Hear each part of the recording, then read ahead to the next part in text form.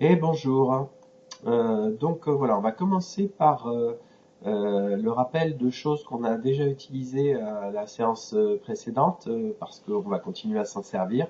Histoire de bien, je dirais, inscrire ça dans vos esprits de façon plus indélébile.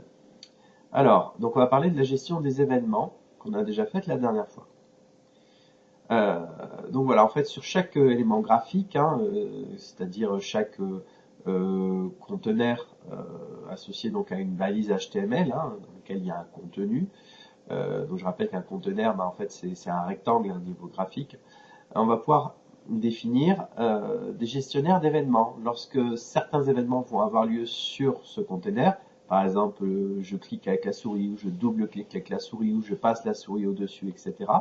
Eh bien, on veut qu'à ce moment-là, il y ait du code JavaScript qui s'exécute. Soit un petit code facile qu'on met à exécuter directement, soit l'appel d'une fonction JavaScript qui va exécuter un code un peu plus complexe.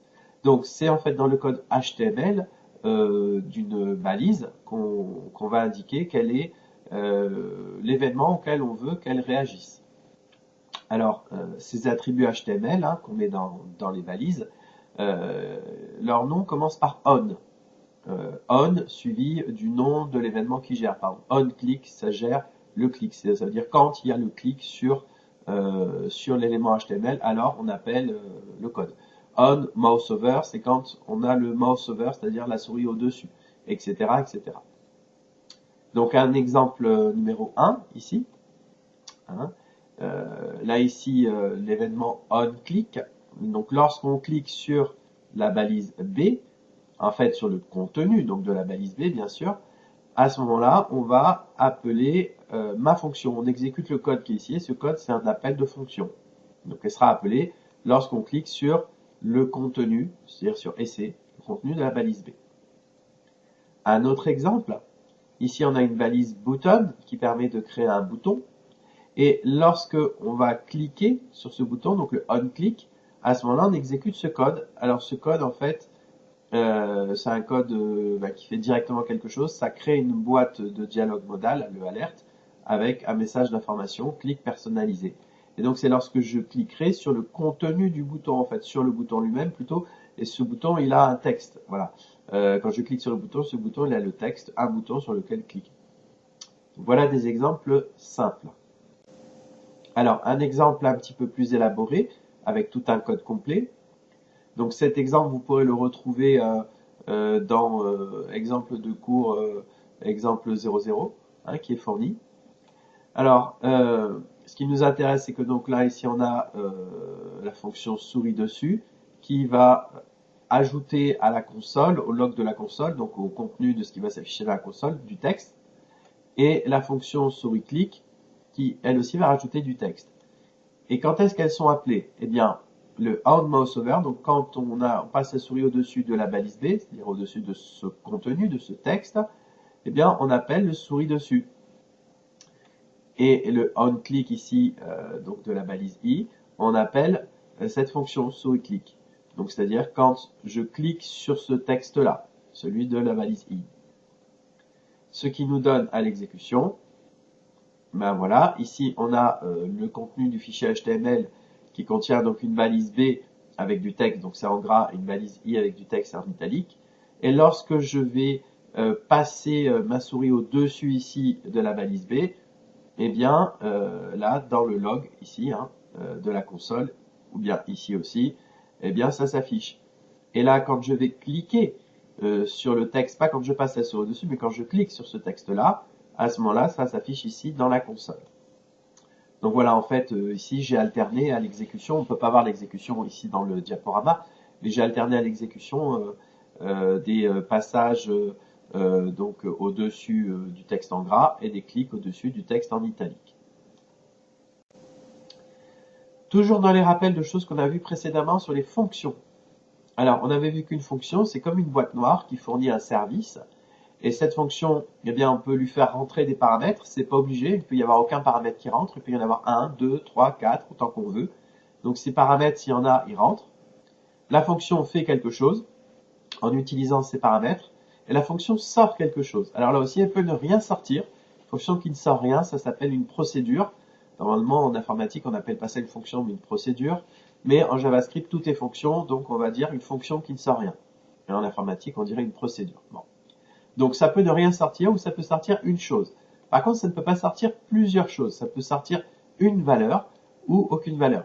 Alors, si on veut sortir plusieurs valeurs, eh bien, une valeur, c'est quoi? Ça peut être un type un peu complexe, comme par exemple un tableau, si on veut, c'est une valeur. Ben, si on veut sortir plusieurs valeurs, dans ces cas-là, on les met toutes dans un tableau. Voilà un petit peu l'astuce. Mais voilà, une fonction, donc une boîte noire, on lui rentre des choses et ça sort une chose. Ça peut ne rien rentrer, ça peut ne rien sortir. Par contre, ça effectue du travail. Un exemple de fonction simple ici, qui ne fait rien, qui ne renvoie rien, pardon, puisqu'il n'y a pas de return. Alors c'est vrai qu'elle avait fait rien puisqu'on n'a encore rien programmé comme code, mais il n'y a pas de return, elle ne renvoie rien et il n'y a aucun paramètre qui lui est rentré, aucun paramètre passé. Les paramètres se mettent là, on se rappelle, et si on veut renvoyer quelque chose, on met un return. On l'a déjà vu. Ici, cette fonction, on lui passe toujours aucun paramètre en entrée, donc là ici, il n'y a pas de flèche bleue. Par contre, il y a un return, elle renvoie quelque chose, donc là ici, il y a un retour, ça renvoie 10, ça renvoie toujours 10. C'est une fonction qui sert à rien, qui renvoie toujours la constante 10. Mais bon, c'est un exemple. Ici, une autre fonction, une fonction à qui on fait passer deux paramètres, V1 et V2. Donc là, les deux flèches bleues, là, ici. Et puis, donc on a une variable locale qui est déclarée. Cette variable locale contient la somme de V1 et V2. C'est pour ça qu'on l'appelle la fonction add, comme addition. Et là, il y a un return. Le return qui correspond donc à une flèche rouge, à une sortie. On return, on renvoie une valeur, on renvoie reste le résultat de l'addition. Donc en fait, cette fonction, on lui fait rentrer deux nombres V1 et V2 et elle retourne l'addition, la somme de V1 et V2. Un exemple donc un peu plus élaboré, avec ici donc le code, on a plusieurs fonctions. Donc ces fonctions ici d'addition avec deux paramètres qui renvoient la somme, soustraction avec deux paramètres qui renvoient la différence, une fonction plus compliquée avec trois paramètres qui fait un calcul un peu savant et qui renvoie un résultat, une fonction qui s'appelle toujours 5 sans paramètres qui renvoie la valeur numérique 5 tout le temps, et autre toujours 5 avec un paramètre. En fait, ce paramètre, il sert à rien, il est ignoré, et renvoie 5. Donc là, j'appelle addition sur deux nombres. Donc ça, c'est ce qu'on appelle les paramètres effectifs, 10 et 3. Et ici, ils vont être copiés dans A et B, ce qu'on appelle les paramètres formels. Les paramètres formels, c'est les paramètres qui sont dans l'entête d'une fonction. Donc 10 est copié dans A, 3 est copié dans B, et ça va faire 10 plus 3, ça renvoie le résultat de 10 plus 3, c'est-à-dire 13. Et ce résultat qui est renvoyé, c'est ce que vaut cette fonction. Et bien, ce que vaut cette fonction quand on a fini de l'appeler, c'est stocké dans la variable retour 1. Pareil, j'appelle soustraction sur 10 et 3, qui va donc mettre 10 dans A, 3 dans B, qui nous fait 10 moins 3, 7. Et ensuite, dans retour 2, on met le résultat de cette fonction. Pareil, compliqué sur 5, 3, 2, donc les paramètres effectifs, c'est 5, 3 et 2. Là, ici, les paramètres formels, c'est A, B, C. Donc 5 est copié dans A, 3 dans B, 2 dans C. On fait donc ce calcul un petit peu complexe et ça sort un résultat. Ce résultat est mis dans retour 3. Toujours 5 qui renvoie toujours 5. Sans paramètre entrée, ça renvoie 5, donc ça vaut 5 dans retour 4. Autre toujours 5, je peux lui faire passer ce que je veux comme paramètre, ça sert absolument à rien. Ce paramètre ici, il n'est pas utilisé pour le retour. Et donc dans retour 5, on a 5. Au final, j'appelle console log sur retour 1, retour 2, retour 3, retour 4, retour 5. Et donc, quand j'affiche la console, ici, j'ai les valeurs de retour 1, retour 2, retour 3, retour 4, retour 5. Donc la somme 10 plus 3, 10 moins 3. Là, ici, le calcul un peu compliqué, qui est donc 5 au carré plus 3 au carré moins 2. Ensuite, 1 toujours 5, 1 toujours 5. Dans la partie HTML, il ne se passe rien. Hein, j'ai mis un petit texte ici pour vous l'indiquer. C'est la console, donc F12, qui nous intéresse ici. On continue. Alors, instruction conditionnelle. Donc, une instruction conditionnelle, c'est une instruction du genre si, alors, sinon. Donc ça c'est du nouveau, voilà, c'est du neuf, on va dire, par rapport au dernier cours, puisque ce qui précédait n'était que du rappel. Donc, si une certaine condition est vraie, donc la condition elle est à écrire ici, alors on va effectuer ce qui est ici dans les crochets, ouvrant, fermant. S'il n'y a qu'une seule instruction à effectuer, on peut se passer de crochet. Si on a plusieurs, il faut les mettre dans les crochets. Sinon, donc si la condition n'est pas vérifiée, on va exécuter tout ce qui va être dans les crochets, toutes les instructions qui sont là-dedans. Encore une fois, s'il n'y a qu'une seule instruction à exécuter, on peut se permettre de ne pas mettre de crochet. Donc le sinon est optionnel. Vous n'êtes pas obligé de créer la clause sinon, vous pouvez ne pas la mettre. Vous pouvez juste dire si j'ai une certaine condition, alors je fais quelque chose. Et si la condition n'est pas vraie, eh bien on s'en fiche, on s'en moque et on ne fera rien de particulier. Des exemples d'écriture de conditions. Parce que les conditions qui sont là, c'est quoi? Une condition, c'est par exemple, est-ce que A est égal à 5? Je teste si deux choses sont égales. Attention, pour tester une égalité, on met égal-égal, puisque le simple égal, c'est une affectation. Donc un test d'égalité, ça peut pas être juste égal, donc c'est égal-égal en JavaScript. Là, je vais tester si I est supérieur ou égal à max. Donc je mets un supérieur strictement suivi d'un égal. Là, je vais tester si A est égal à 5 ou, donc les deux barres verticales que j'obtiens avec Alt graphique 6 pour faire une barre verticale, donc 2 fois Alt graphique 6, ces deux barres verticales, ça signifie le ou B est égal à 10. Ici, A est supérieur ou égal à 10, et, donc le et c'est 2 fois ce symbole et, que l'on obtient avec le Alt graphique 1, donc 2 fois Alt graphique 1, ou A strictement plus petit que 20. Là, j'appelle une fonction verif de A, donc une fonction verif à qui je fais passer un paramètre, et cette fonction, il faut qu'elle renvoie une valeur de type booléenne, c'est-à-dire de type vrai-faux, true, false. Parce que là, ici, A égale 5, c'est testé, c'est vrai ou c'est faux, et ça prend la valeur true ou false, suivant que c'est vrai ou faux. Ça aussi, c'est testé, ça renvoie la valeur true ou false.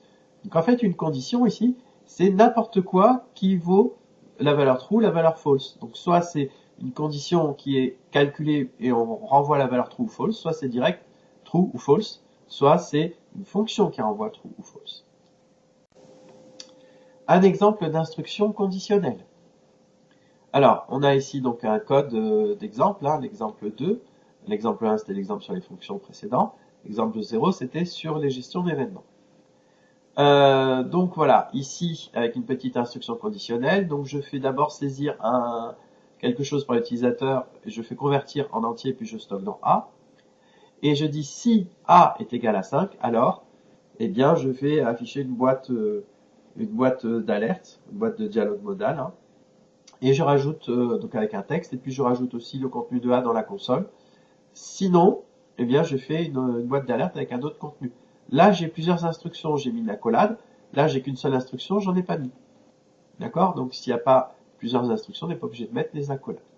À l'exécution, ça donne saisir A, par exemple, je saisis 10, puis je clique sur OK. Et alors, comme A vaut 10, si A égale 5, A égale 5, c'est testé. A, ça vaut 10. Est-ce que 10 égale 5? Non, donc ça renvoie la valeur faux, c'est-à-dire false. Donc, si ça c'est false, alors ce qui est là-dedans n'est pas effectué. Donc ça, c'est pas effectué. On passe directement au else, donc le sinon, et donc c'est ça qui est ce code qui est exécuté.